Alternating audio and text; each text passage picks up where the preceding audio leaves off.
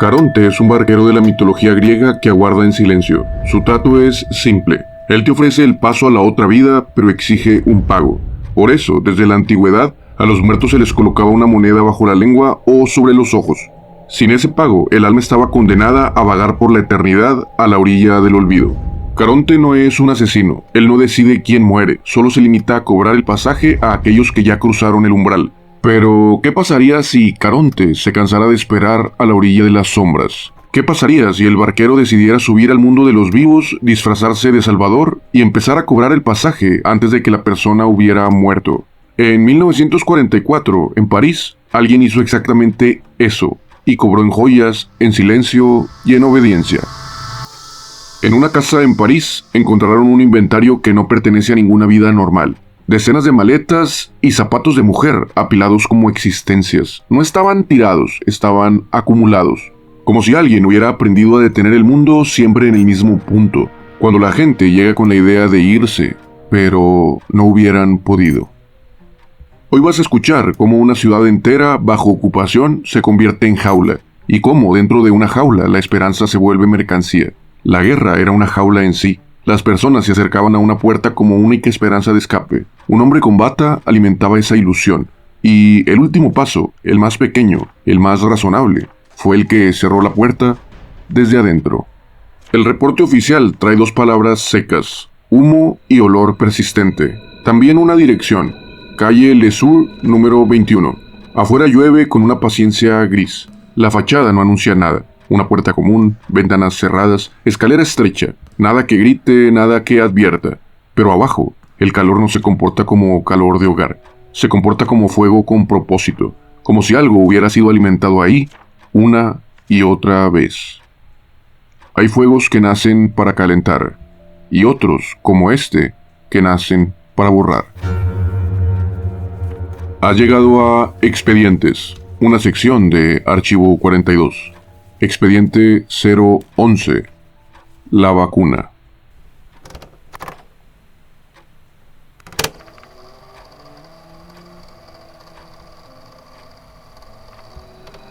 La llamada entró como entran las quejas en tiempos de guerra, sin dramatismo, con algo más cercano al asco. No dicen crimen, dicen aquí hay algo persistente.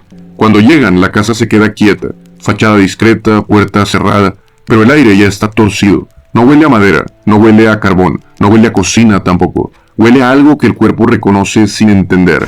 La policía forza la entrada. El primer golpe es físico. Te metes y el cuerpo se arrepiente. Ese olor no pide permiso. Te sube a la garganta como si quisiera sacarte de ahí a la fuerza.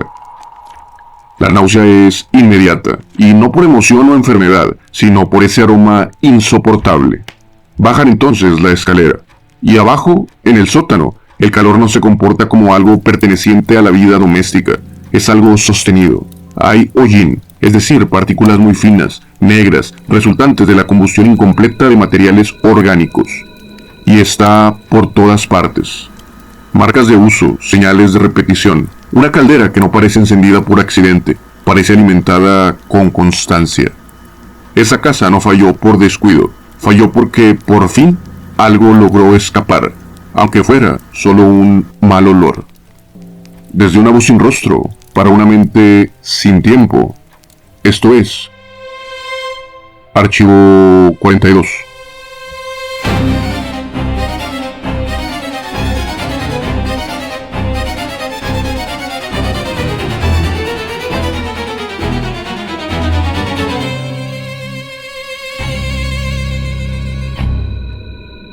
Ese sótano no se entiende sin la ciudad que lo rodea, porque antes de que alguien reportara olores de descomposición en las calles, París ya era una ciudad donde a la gente se le podía borrar con procedimiento. Era una época de ocupación alemana en París, no la guerra del cine. Aquí la guerra se siente en el reglamento. Había toques de queda, apagones, patrullas, controles constantes, una ciudad entera funcionando con el freno de mano puesto. Y sobre todo, un hecho seco. Los que mandan son extranjeros armados, un enemigo que no comparte tu vida, tu idioma, tus códigos, tu cultura, y decide sobre tu cuerpo, como si fuera un mero trámite. De noche las calles se vacían temprano, las ventanas se tapan. Una lámpara encendida no significa luz, solo es una señal. Y el silencio no es paz, es disciplina. De día la vida se va en hacer filas, racionamiento, cartillas, cupones, lo básico aunque insuficiente. Y si alguien quiere moverse, esconderse o simplemente sobrevivir sin llamar la atención, aprende rápido lo que se vuelve valioso de verdad: papeles. Porque tan solo un sello mal puesto, una fecha que no cuadra, un documento incompleto en la esquina equivocada, frente al uniforme equivocado, deja de ser un mero trámite o revisión y se convierte en sentencia inmediata. Entonces ahora entiendes que en esa jaula desaparecer no era una metáfora, era un resultado esperado. A veces por operativos masivos. París conoció redadas donde miles fueron arrestados en muy poco tiempo. En solo 2 días, más de 13.000 judíos fueron arrancados de sus casas en operativos que aún hoy se recuerdan como una herida viva. Otras veces por rutas más directas, detención, registro y tránsito por Drancy, ese punto cerca de París que terminó funcionando como un gran embudo para las deportaciones desde Francia. Y por si todo esto fuera poco, no solo se sentía el miedo a la redada, también era el miedo de ser reclamado por el Estado. El STO era el servicio de trabajo obligatorio. Empujó a miles de jóvenes a esconderse o a huir para no terminar enviados a trabajar para el Reich alemán. Había gente que no huía de un asesino, huía de un calendario, de un sobre, de una citación o de una simple lista. Lo peor de todo quizá es que no hacía falta algo grande, bastaba algo pequeño y sucio, una denuncia por escuchar radios prohibidas, por esconder a alguien, por moverte sin permiso, por conseguir cupones falsos, por existir en el lugar y momento equivocados. Y por supuesto muchas veces ni siquiera era verdad, bastaba con que sonara verosímil. Entonces, huir no era aventura, era una presión, era algo que se buscaba alcanzar. Hambre, listas, trenes, golpes administrativos, que no dejaban sangre en la calle, pero sí dejaban un vacío en cada casa. Y cuando una ciudad te empuja a ese borde, aparece otra ciudad subterránea, la del mercado de salidas.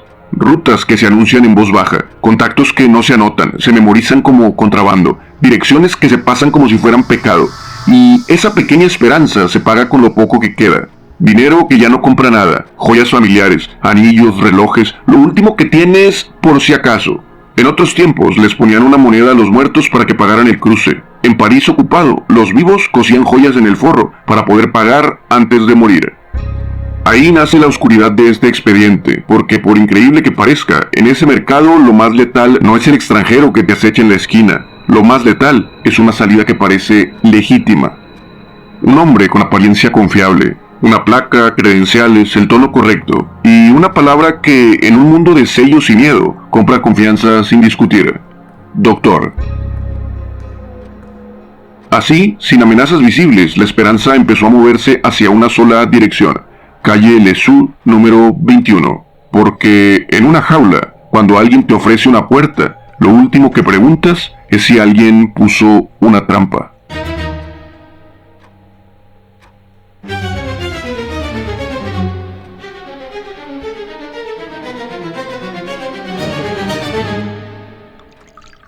La dirección ya estaba puesta, imagina que te la dieron. Ahora imagina tener que llegar a tocar esa puerta. Eso ya era un riesgo en sí, no solo por lo desconocido, sino por los ojos extranjeros que no dejaban de vigilar.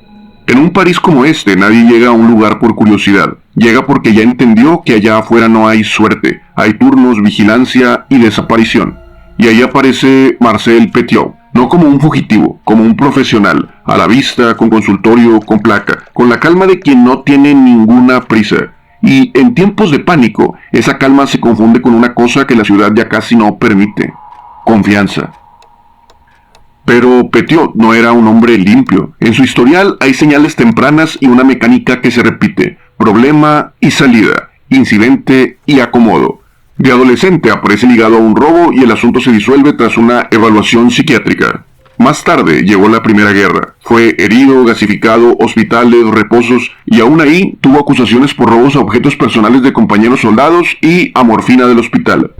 Después de eso se presentaron diagnósticos, traslados, permisos y una pensión. La misma frase invisible, se acomodó donde pudo.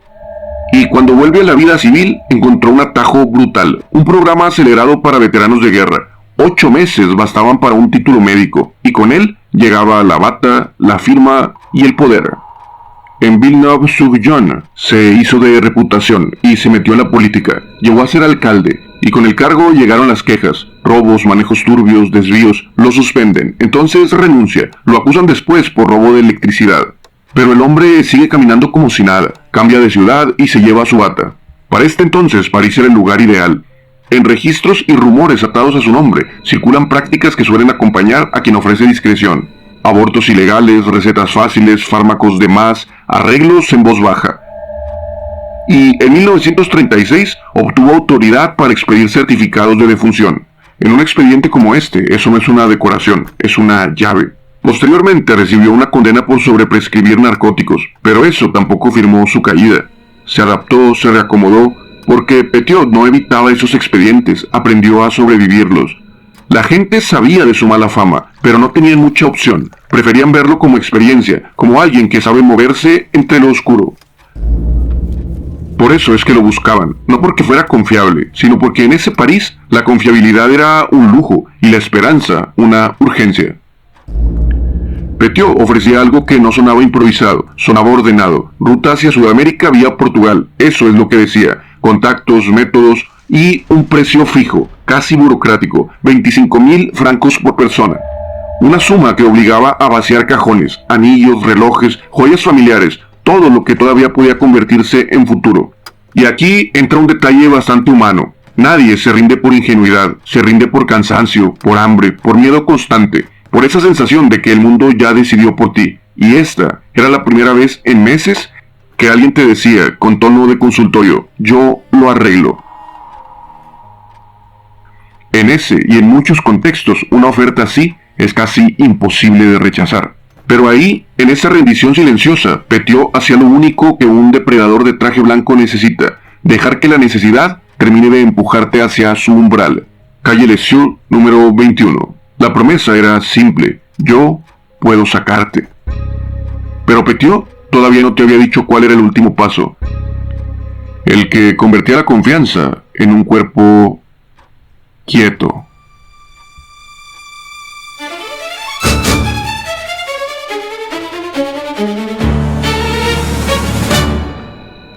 La decisión ya estaba tomada antes de tocar esa puerta. No se toma en una mesa con mapas, se toma en una cocina con luz escasa, casi en silencio. Para muchas familias la estrategia era una sola, mandar a uno primero, el más joven, el que habla mejor, el que puede pasar sin que lo miren dos veces. A veces se iba el hijo, a veces el esposo, a veces el que todavía no estaba fichado. La promesa era brutal, si llega, va a sacar a los demás. En estos momentos no hay despedidas largas, hay instrucciones, qué decir, qué no decir, qué nombre usar si te preguntan dos veces. Un ten cuidado apretado, sin ceremonia, porque el ruido también delata. Luego se hace la maleta mínima, ropa sin llamar la atención, papeles bien dobladitos, una foto escondida, y lo que realmente pesa, joyas cosidas en el forro del traje, un reloj envuelto en tela, un anillo que sale del dedo como si costara arrancarlo. No por el metal, sino por lo que significa. Todo el futuro convertido en ese objeto. Y entonces emprendes el camino. Llegar al 21 no era tan fácil como suena ir a un consultorio, era exponerte, cruzar la ciudad con una historia ensayada, con el corazón trabajando como si te persiguieran, aunque nadie corra y nadie te note. Porque en una ciudad ocupada el peligro no siempre tiene rostro, a veces puede ser una pregunta en la esquina. Al llegar no te golpea el horror, te golpea la normalidad, fachada discreta, puerta común, escalera estrecha. La casa hace lo que hacen las trampas bien diseñadas, no parecer una trampa. Y en un París enfermo de sospechas, ver algo normal te baja la guardia por un segundo, pero ese segundo es oro. Adentro la escena parece una oficina normal, sala de espera, sillas, gente sentada sin hablar, maletas pequeñas a los pies, miradas fijamente al suelo, la coreografía del silencio perfecto. Todo tiene forma de trámite y por eso tranquiliza, porque el trámite te pone reglas, ajusta las cosas. Después de unos momentos lo ves, la bata, el blanco como garantía visual, como si todavía significara algo limpio en una ciudad donde todo se pudre por dentro. Es momento de iniciar el protocolo y todo empieza sin drama. Primero hay que hacer el pago, 25.000 francos, fijo sin negociación. Y cuando el dinero no alcanza entran los complementos. Relojes, anillos, joyas familiares. No se entrega valor, se entrega lo último que queda de ti y de tu familia. Tus posesiones cambiadas por una luz mínima, por una esperanza pequeña. Petiot entonces te deja caer la promesa, llegar a Sudamérica vía Portugal. Presume contactos y métodos definidos. No lo explica demasiado, no hace falta. En ese momento a ti solo te importa una cosa, que todo el plan funcione. Y justo cuando la obediencia ya está completa, cuando pagaste, cuando ya estás sentado, cuando ya te convenciste, cuando ya no hay vuelta ni marcha atrás, aparece el último paso, el más pequeño de todos, el que termina de volver todo real. En ese momento ya pagaste el pasaje, solo falta que el barquero te pida un último gesto. Y no suena a violencia, suena a protocolo. Se trata de un requisito sanitario, no es un soborno, no es una firma, una formalidad médica, una vacuna obligatoria para el viaje. Te es presentada como cuidado, prevención, reglamento. Y si lo piensas, suena bastante lógico. Emprenderás un viaje clandestino, los cuerpos se debilitan, las fronteras pudieran estar cerradas. Además, llegarás a una tierra que desconoces. Un pinchazo parece ridículo comparado con el riesgo total que has atravesado y volverás a seguir atravesando. Ahí está su truco. Después de todo lo anterior, tu cuerpo ya está entrenado para obedecer. Acomodas tu manga. La aguja entra limpia, rápida y sin escándalos. Pasan algunos segundos y el mundo cambia de textura. La conversación se corta, el peso cae de golpe. El aire se empieza a poner espeso. No parece una emboscada, parece procedimiento que hay que soportar. Hay víctimas que no alcanzan ni a gritar, porque el crimen no está diseñado para el grito, está diseñado para una quietud total. Una vacuna, por definición, existe para que sobrevivas a lo que viene, pero aquí era lo contrario. Según reconstrucciones del caso, se trataba de una inyección letal. En muchas versiones se menciona cianuro como mecanismo, pero lo verificable es el patrón. La confianza era la anestesia, y la vacuna era tu final. En esa casa, la vacuna era el sello, no para dejarte salir, sino para asegurarse de que nunca pudieras hacerlo.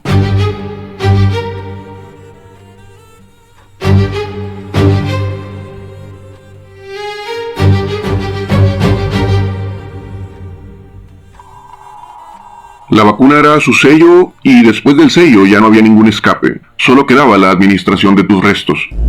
El reporte final no hablaba de cadáveres, no hablaba de crimen, decía humo, decía olor persistente, como si la casa estuviera fallando en algo mínimo, cuando en realidad estaba funcionando demasiado bien. Alguien perdió la paciencia, no por curiosidad, sino ya por asco. Ese humo no era el de una chimenea mal cuidada, era un humo que parecía penetrar en cada rincón de la calle. Llaman entonces, llega un policía. La puerta está cerrada, pero el humo sigue. Llaman a los bomberos, se fuerza la entrada. Y en el primer paso que dan adentro, el cuerpo rechaza antes de entender. No huele a incendio doméstico, huele a algo que el cuerpo reconoce sin permiso y lo rechaza de inmediato. Hay reportes de oficiales que vomitaron al entrar, no por espectáculo o aspaviento, por supervivencia, para tratar de sacar esa prueba de inmundicia que se estaba instaurando en tus adentros. Después de tomar algo de aire, bajan al sótano. La sensación no es de desorden, es mucho peor. Funcionamiento, calor constante, un horno, una caldera y 150 kilogramos de hollín. Por otra parte, había bultos que, al acercarte, dejaban de ser bultos, se distinguían algunas partes. Por si esto fuera poco, se nota un cuerpo inerte, ya a medias, postrado en una mesa de trabajo. En actas y prensa de época aparecen descripciones de restos humanos, bolsas, cuerpos calcinados, no como accidente, sino como un proceso, como algo metódico. Como si el lugar no estuviera hecho para un solo acto, sino para repetir la misma función una y otra vez. Luego llegaron los objetos, que son peores que cualquier explicación, porque no son pruebas abstractas, son vidas comprimidas a eso, a su último intento de salir del infierno en el que estaban viviendo. Maletas, zapatos, ropa doblada, bolsillos cosidos por dentro para esconder lo último, papeles, lentes, fotografías, baratijas, recuerdos. En inventarios citados posteriormente aparece un número que se vuelve como un golpe: 72 maletas y alrededor de 655 kilos de objetos.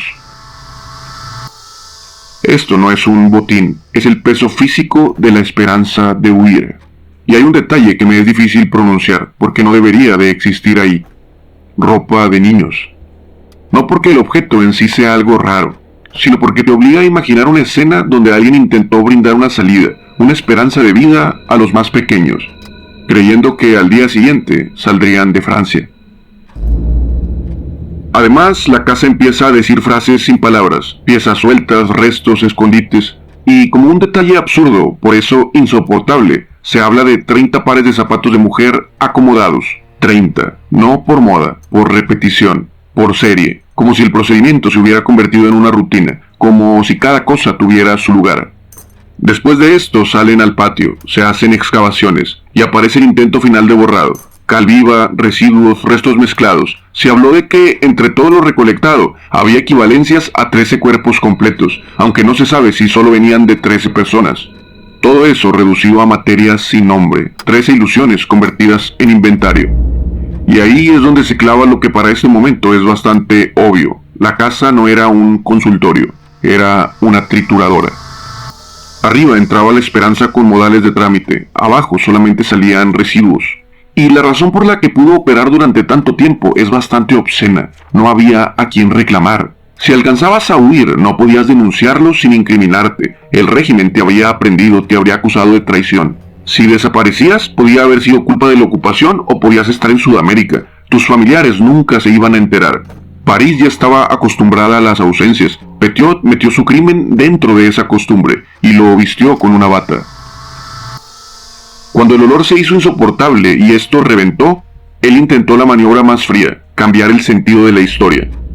Hay versiones en las que quiso venderlo como patriotismo, que en esa casa se eliminaba a los enemigos, alemanes, colaboradores de la ocupación o desertores, como si su sótano fuera una especie de servicio secreto. En una Francia rota, esa coartada intenta respirar, pero el expediente no se sostiene con discursos, se sostiene con hallazgos, y todos esos hallazgos no traían uniformes del enemigo en el bolsillo. Traen maletas, traen ropa de viaje, traen vida civil. Pero por razones administrativas y de cambio en los mandos, lo dejaron en libertad. Petiot entonces hace lo que mejor sabía hacer, cambiar de piel. Se mueve con hombre falso, se mezcla, intenta sobrevivir al cambio de régimen como si el mundo le hubiera dado una salida.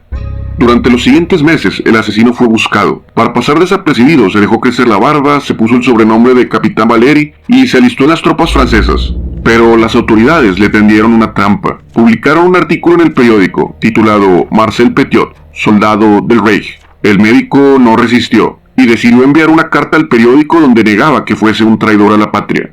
Como una maniobra interesante, por el poco tiempo transcurrido en recibirla, la policía sabía que aún estaba en París. Entonces aumentaron la presencia policial y lo detuvieron en una estación del metro entre finales de octubre y principios de noviembre de 1944. Entre sus pertenencias hallaron 50 documentos de identidad, correspondientes a sus víctimas. El asesino guardaba sus trofeos.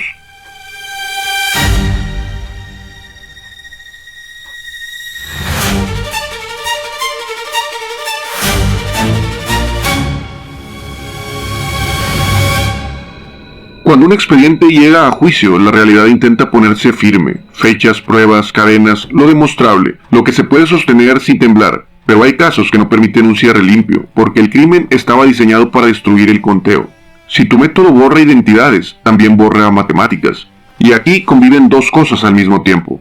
La primera es la capa legal, la que se pudo probar con piezas, con restos, con hallazgos, con inventarios, con testimonios. Lo suficiente para que el caso no dependa de la imaginación, lo suficiente para que el mundo no tenga dudas de que eso pasó y lo suficiente para obtener una condena contra Petiot. La segunda es la capa del vacío, la que una ciudad no puede contar porque la guerra ya había desordenado ciertas ausencias, porque la ocupación había convertido la desaparición en ruido de fondo, porque mucha gente no podía denunciar sin ponerse en la mira, porque estar huyendo era en sí mismo una forma de no existir oficialmente. Y ahí es donde entra el barro que ensucia este expediente, cifras que suben, que se contradicen, confesiones que se acomodan, versiones que se inflan. En torno a Petiot se habló de decenas demostrables y de cifras mayores insinuadas o presumidas por él mismo. Al final, a Marcel Petiot se le condenó por 27 muertes, pero la historia y recopilaciones hablan de entre 63 y hasta 200 víctimas, incluyendo hombres, mujeres y niños.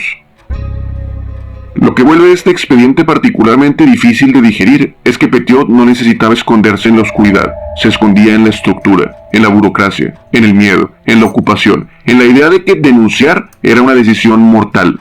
Su trampa no era solo su casa, era todo el contexto. La casa era solo su herramienta, la guerra era el camuflaje y la bata era el permiso, era lo que bajaba la guardia. Por eso el símbolo final de este expediente no es el horno, no es la caldera, no son los restos, es el gesto más pequeño del protocolo, bajar la manga para recibir la vacuna. Porque ese gesto no lo hace alguien confiado, lo hace alguien agotado, alguien que ya perdió la capacidad de discutir, alguien que necesita creer que el mundo todavía tiene algunas reglas y que si obedece el paso correcto va a sobrevivir. Eso es lo insoportable de este expediente. No te está diciendo te voy a matar, te está diciendo esto es por tu bien, es para que tengas una oportunidad, para alimentar tu esperanza. Esta es tu única salida. Caronte no decide quién muere, solo cobra cuando ya cruzaste. Petiot torció la regla a su favor, subió al mundo de los vivos y cobró el pasaje por adelantado. Y cuando pagas por salir de una jaula, a veces pagas con la vida sin saberlo. Antes de sellar este expediente, quiero dejarte una pregunta. No hablemos de guerras ni de doctores, hablemos de ti. ¿Volverías a confiar en alguien solo por lo que representa en tu vida? Hay historias que nacen para dar respuestas, y otras que solo existen para que no tengamos que cargar, a solas, con el peso de las preguntas. Esta fue una de esas. Si llegaste hasta aquí, ya hiciste lo más difícil, sostener la incomodidad sin apartar la mirada. Si quieres, el último gesto es más simple. Compártelo. Nos encuentras en todas las redes sociales como Archivo 42, donde a veces la esperanza te lleva al abismo. No lo dije todo. No me creas nada. Nos escuchamos en el próximo archivo.